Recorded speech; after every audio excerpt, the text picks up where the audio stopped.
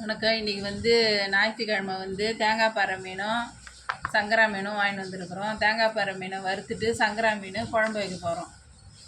தேங்காய் பாறை மீன் நல்லா இருக்குது பாருங்க, புதுசாக நல்லா இருக்குது. சங்கரா மீனும் நல்லா இருக்குது.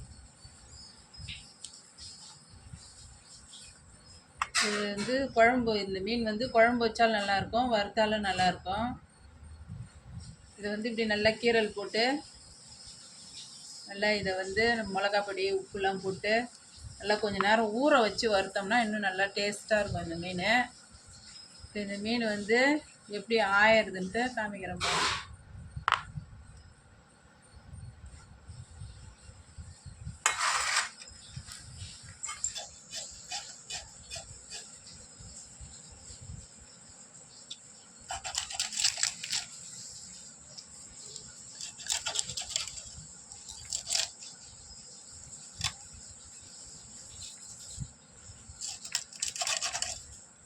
இப்படி எடுத்துட்டோம்னா உள்ளே இருக்கிற குடல்லாம் வந்துடும். அப்புறம் இதை அரிஞ்சிட வேண்டியதான் சைடில். இந்த மீனுக்கு வந்து அவ்வளோவா வந்து பெறால் இல்லை.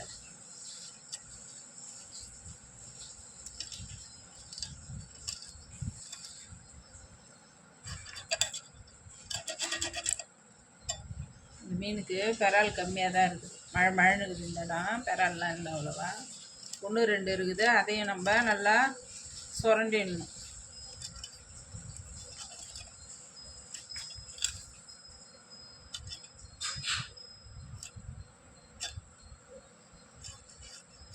இப்படி எண்ணிட்டுட்டா 1-2 ஏதாச்சும் பெறால் தவிர 1-2 எதாக இருந்தால் கூட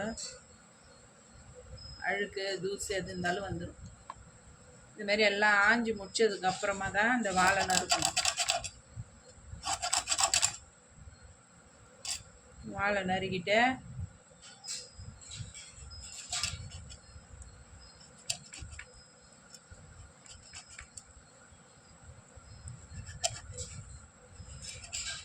இந்த மாதிரி அரிஞ்சிக்கணும்.